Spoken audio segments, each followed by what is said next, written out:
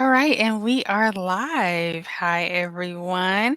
If you followed us on Instagram, then you know 2 weeks ago we had a phenomenal speaker with us, and she is joining us again for a second time in Yes. a row, but this time here on YouTube. And today we are going to be discussing healing through grief and trauma. And I'm going to allow her to introduce herself and first and foremost tell us about her book and where we can find it. Hello. I'm so happy to be with you again today and talking about something near and dear to me. Grief is a big part of my story and what I try and help people navigate through. And a lot of it is in my book. It's called Sober Daughter. And it's just a really raw, uncut kind of look at, grief, what it can do to us, and how we can move through it, especially from my lens. And I am a recovery coach. I counsel. Mostly I stick with women, but I all kinds of folks through substance abuse and mental health challenges as a counselor. And I also have the Good Work Foundation that I founded to help give resources for substance abuse and grief and recovery. So let's let's get to see we got some kickback there. Oh, So always. that was on our end. Apologize for that. But we wanted to go into really, the conversation is scoped around healing through grief and trauma, but also this month is recovery month. For those who don't know, it's National Recovery Month, and that is how I was introduced to this young lady's beautiful journey. But when it comes to healing through grief and trauma, right, we're Mhm. generally dealing with, and what I have learned when I would practice, people aren't just dealing with things internally; they're also dealing with pressures Yes. from society, whether they're telling them how to heal or putting a time limit on their healing, um, or saying, oh, that shouldn't bother you as much, the Mhm. minimization. So when you found yourself saying on your journey, wherever you began, um, how did you start without being sucked into everything that's out there that's trying to tell you which way to go, how to do it, and why you shouldn't or shouldn't be doing it? Absolutely. I can't lie, I was sucked into it. I think that's just the human experience in our society. Grieving is really just this thing that they want us to just get through as quick as possible so we are back to work, back to, all of our responsibilities and buying and whatever it is. And I had no idea, what grief really was. I had no idea that it's an entire process that's multi-layered, that has many different stages, and it's not linear, and it's absolutely personal. So each person is going to experience grief in their own individualized way. So I would be comparing, where I was and what I was feeling to people that I had seen gone through things. And also, I didn't have the representation. I didn't have people that went through what I went through specifically. So I think I got caught in that matrix too. And for me, that looked like internalizing the shame of, why aren't I further along? Why aren't I ready to be back at work? Why aren't I handling this well? Um, and there was just not enough space to just, be. I think you hit on something really really cool. It's like there's not enough space to just be, Mm-hmm. and in those journeys, it's like I remember after first receiving my I was diagnosed like maybe 2 or 3 times before they started getting on the right path, and it was hard for me to find someone who looked like me, who was talking about the things that I was going through, and not having that connection, um, for me felt like it stunted part of my growth. Not my growth, but my journey. I felt like it was times where I could only do so much myself, and Mhm. I needed someone else to come in. Mhm. How do you manage that part to where you are on the track that you wanna be on, but you start getting so tired because it Yeah. feels like it's just you? Mhm.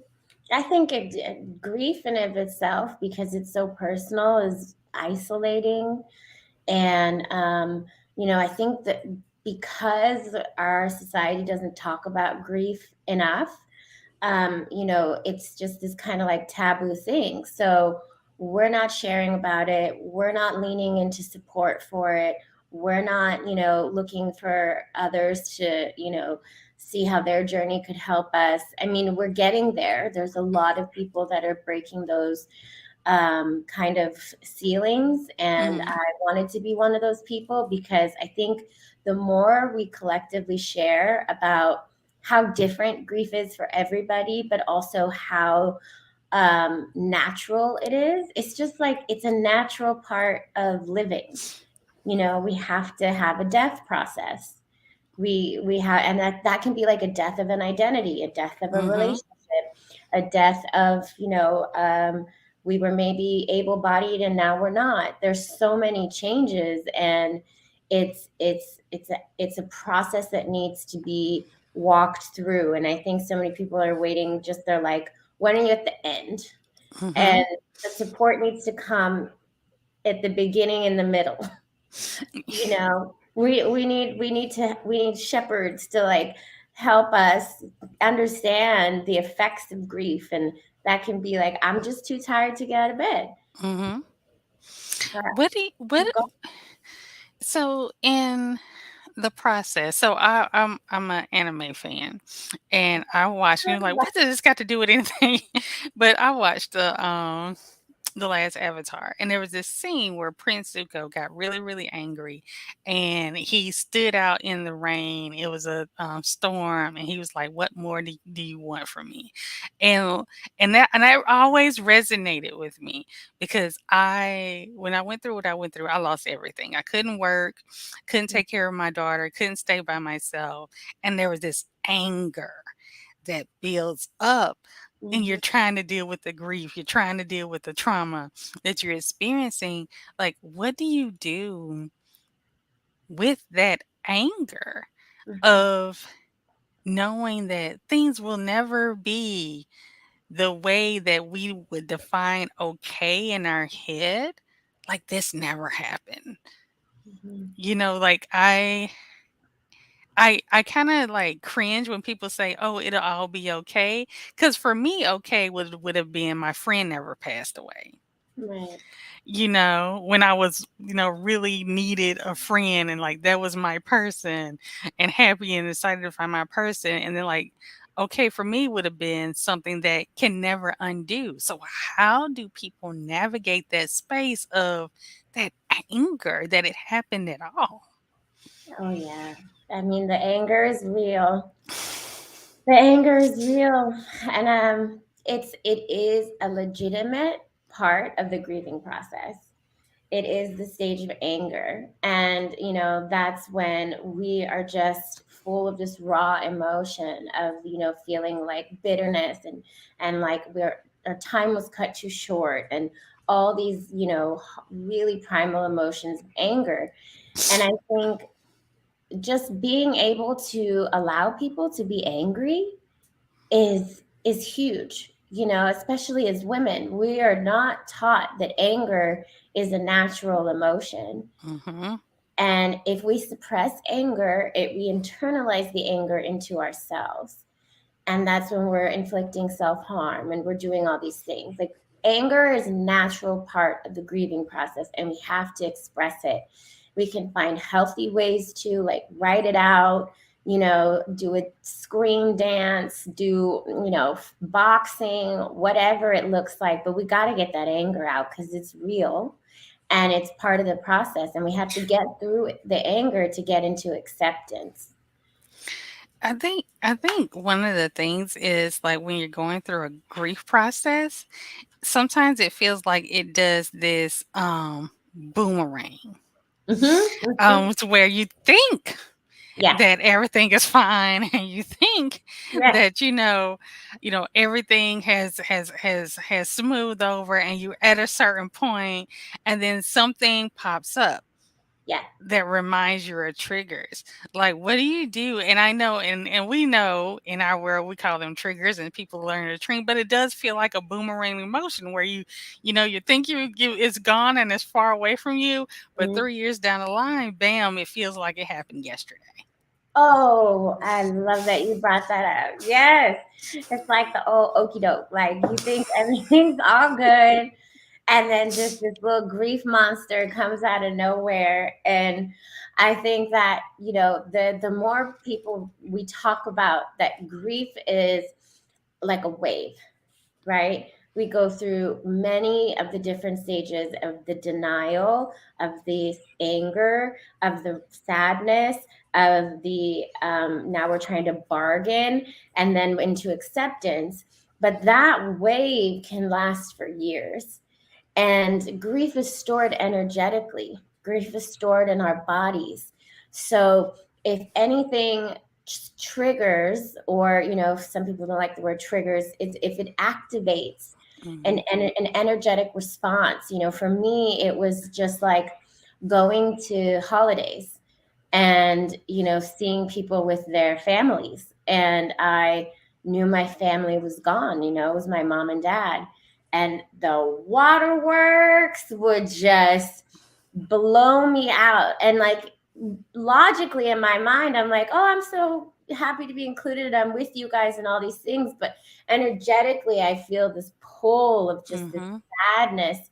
And I honestly learned to just tell people the truth. And, like, I might have a grief response out of nowhere. That's Mhm. that's me. I had very deep loss in my life, and it comes up sometimes, and I might just start crying. I don't know. And I And don't know where or when, but I just gotta brace myself and just, like, take a moment and just kind of, you let the energy run through your body. And the more we can accept grief and honor it and just let it be, the less we're afraid of it, and the less it kind of wipes us out. one of the things that I see often is when people I don't want they mask their grief because of I'm the person that everyone comes to, Hmm. or I have to show that, my faith is strong enough to get me through this. I have to show that after so long, that this shouldn't be bothering me. And Hmm. so people will put on a mask, right? They will put on a mask to hide what they're actually going through. What Yeah. are some things that we can do to talk to those particular people who put on a mask when they know that internally they're still falling apart? Yeah, I think uh, I can relate, especially as, Black women. This construct that's been made for us, that we gotta be super women, and we gotta take care of the house, the kids, everybody, be strong at all times. We can handle anything, is just BS.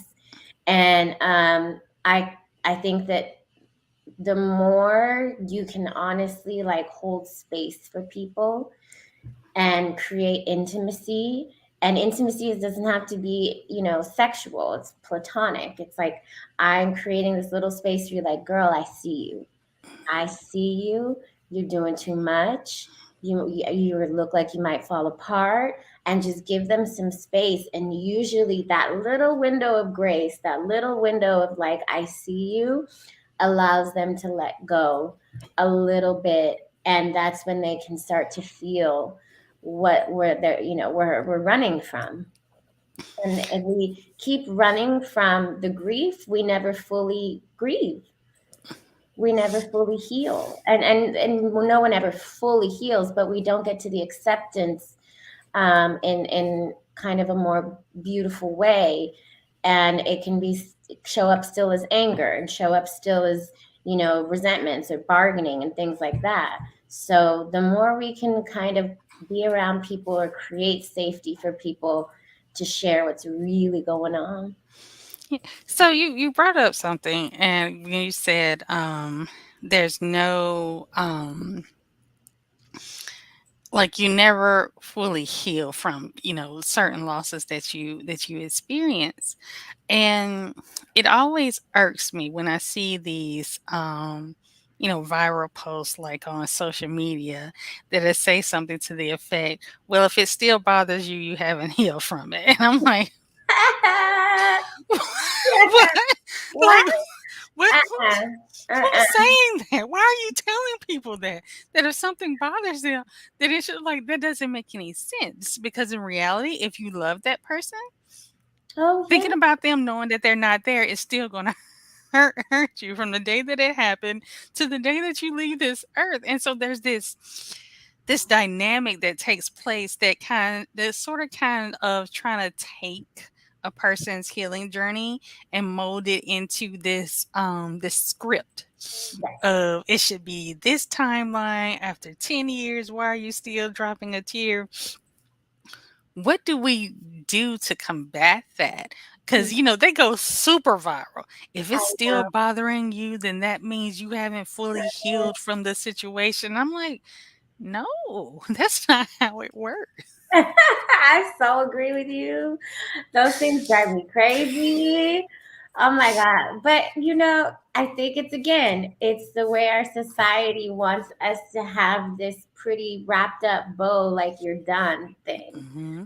And our society doesn't value the process as much as it does like this magical end result. And the process is like where we live. Hmm. And grief is it's how can we say it's done, because we're constant things. The entire premise of our life is everything changes, Hmm. right? Which means we are going to be grieving continuously for different places and things and people.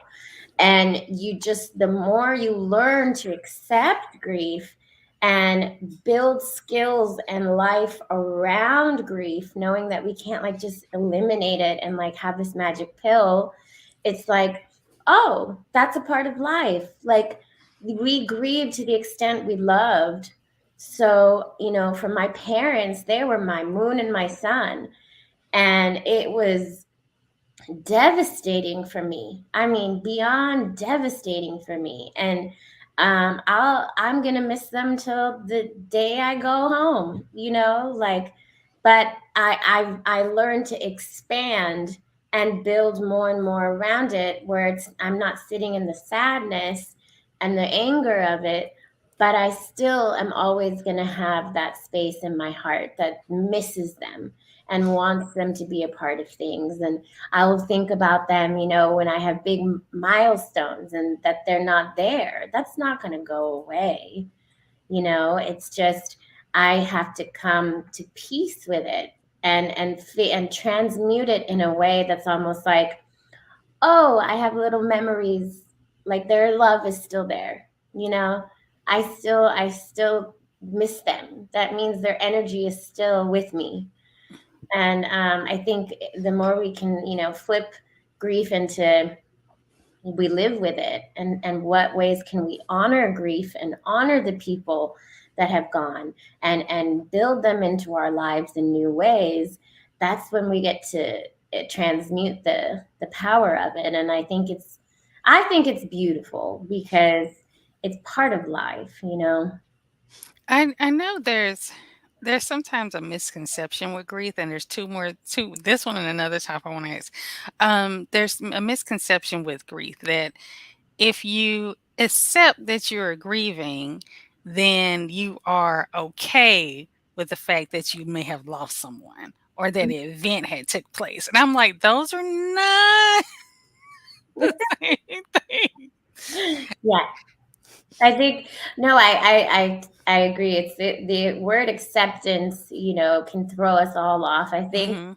um, in the form of grief, we're really just trying to get acceptance to the acceptance of the fact that this loss has happened, right? Because Mhm. we can be stuck in the denial stage for so long. We can be stuck in bargaining where we're trying to be like, if I had done this, they wouldn't have died. If I had, I should have saved them, or I should have, once we can let it all settle and accept fully, this person is gone. It's out of my control. There was not, if I have residual guilt, I get to see, is that irrational guilt?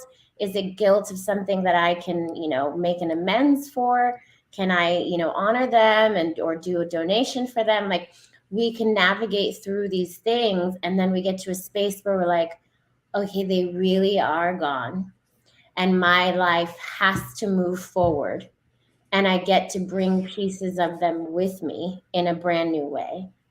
I think that's more in line with acceptance in terms of grief.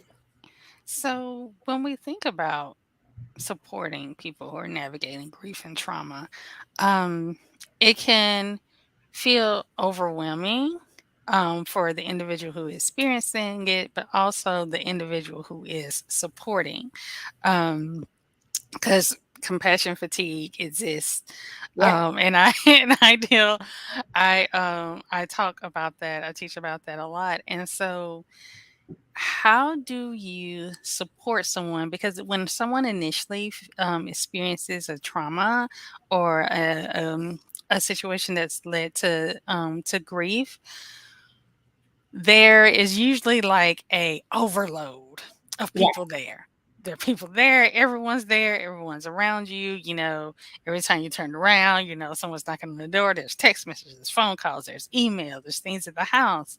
How do you support someone when things have gotten quieter? Ooh, I When love. things have gotten quieter and, people are forgotten the huge thing that had taken place, where March 25th, is forever etched on you, but it becomes just another Tuesday for the people who were around.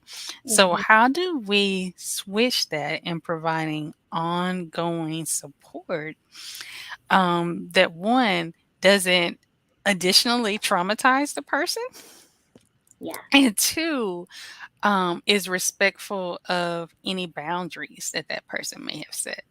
Because sometimes too much is too much for a person. Oh, yeah. I love that question because you just made me remember too that I didn't really start to even understand the grief until the people cleared out. It was in such shock, such denial, and that happens for a lot of people. And, they're keeping us buzzed and contained. And, those are for people fortunate to have a community. Some people, they're alone in that time. So, for the people that have some buzz around them, once it starts to fade, the emotions start to come. And I think that's a really good opportunity for people to, check in with more open ended questions. And instead of just asking, what do you need?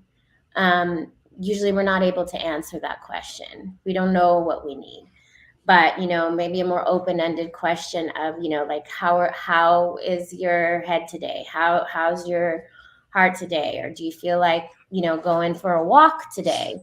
um just ways to still keep engagement without flooding them. Hmm. And I think boundaries, you said boundaries on both sides. We're not super women people. If people are going, we need to give them the dignity of their own experience. And, just keep checking in and remember, we have to show up for ourselves too. And I think the open ended, questions and check ins are really helpful. And, just reminding them, like, hey, when you're ready, I'm here. Like, I'm a safe space for you to chat and talk.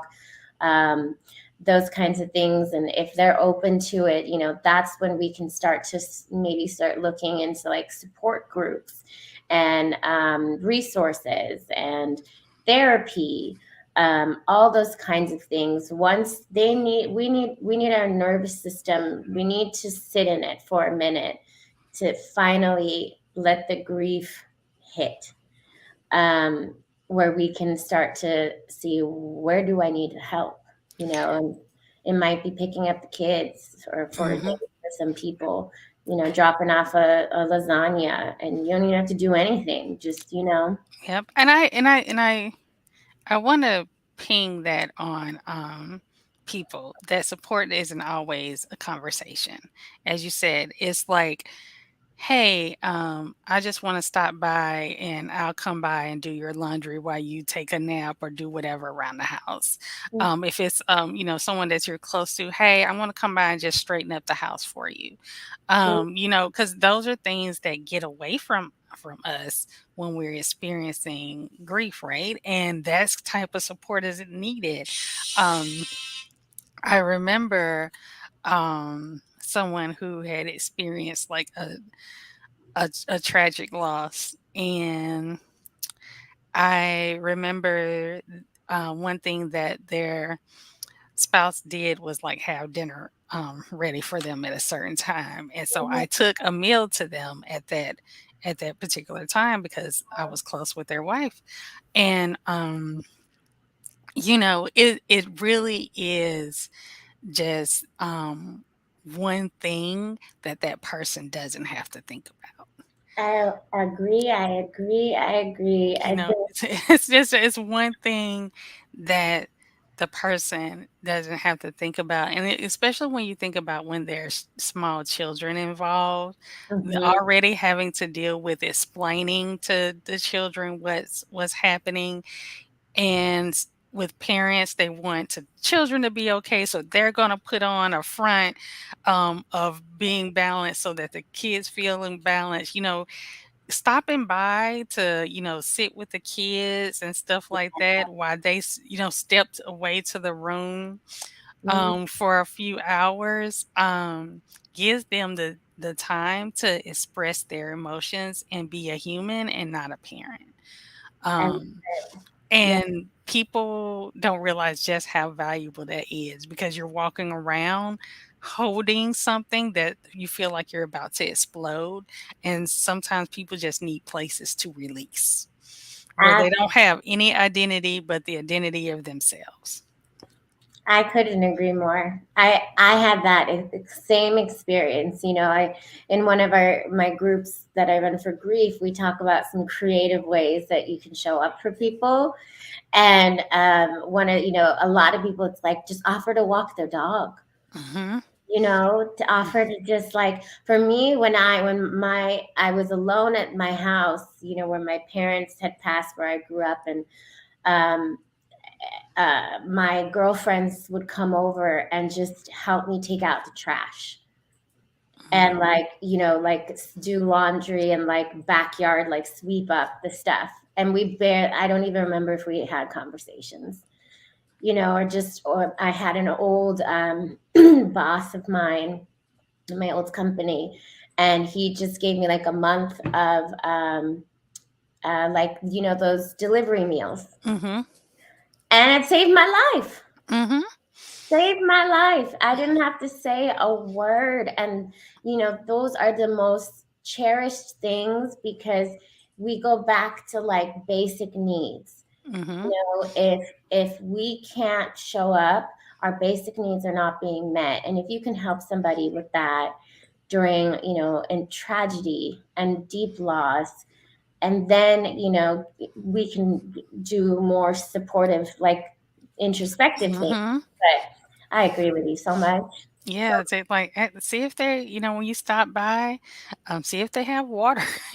Just those Yes. little things. Just think about when nothing's going on, how great it feels for someone to pick up something for you because they heard you say you might need it. Just think about what someone who's going through something may be experiencing, and how much of a relief that is that, "Whew, I don't that's one more thing that's not on the list." That's Yes. one more thing that is not on the list when someone can just walk to the kitchen, pull out a meal, warm it up, and eat it versus, "I gotta go in, I gotta cook, I gotta go to the grocery store, I Well, we're got not gonna eat the." this. Yeah, yeah, it's like, you're not gonna eat, you're gonna turn around and you're gonna sit down Mhm. Go right back and to bed. go back to bed, so sometimes that and, you know when your space is neat, you don't feel so overwhelmed and bogged down, Mhm. and so and plus, that's just a sign that people care. Yeah. Also, it's like you don't have to have a degree or certifications to show people you care. Sometimes it really is just, sending them an order over to the house or, sending something tangible that that they may need so they don't have to. Maybe it's going by and just fixing dinner for the kids so they won't have to do it or helping the kids with their homework so they won't have to do it. Mhm. Think about those small things throughout the person's day. Yeah. Um, I have make them, go ahead. one little tip. When we do these things, please, please, please try and practice for all of us to do them without expectation. Yes. To just drop off or check in or whatever. And because the response may not be Mhm. what we anticipate it to be in our mind, because Mhm. when you're deep in grief, the processing speed is so low, the Mhm. bandwidth for emotion and connection is so low. And if we can help people without taking it personally, Mhm. what their grieving process looks like, it's a win-win. It Yeah, really is. because they may not have the emotional capacity to say, "Oh, thank you so much. I appreciate Mhm. you for coming by. This means so much to me. I've been going through so much right now, Yeah. and if it wasn't for you, I wouldn't be able to do it. I'm so glad you're here to hold my hand." Yeah. Sometimes you may get a half smile, you may get a nod, or you may, you know, I don't wanna come to the door because I haven't showered in 3 it days. ain't yeah, it's Leave it at the doorstep. Thank you. yeah, yeah, just like, "Hey, I'll leave it here or there," Mhm. whatever, and, just let that person know, "Hey, I'm here. I'm Yeah, here." Have that open invitation, not the that hard line, and open invitation, yeah. of support. Well, as always, I absolutely love our conversations. I do too. We hope to have you back, Thank you. um, I later. love it. So everyone, thank you again for joining us. And as last time, could you please let us know the name of your book and where people can find it? And we will put a link in the description box on the YouTube video. Okay. Well, as always, thank you so much. I love what you guys do. I love chatting with you. I hope to be back. If you want to read all about, the grief and healing, and I gave a lot of tips in there. My book is Sober Daughter, and you can get it at Barnes and Noble, Amazon, anywhere books are sold. You can follow more and learn about on my website, faunaasfa.com, and the same on Instagram and TikTok at Fauna Asfa. And you will have all those links in the description box below. Thank you, Fauna. Thank you so much. I love it always. All right. Thanks, everyone. Bye bye.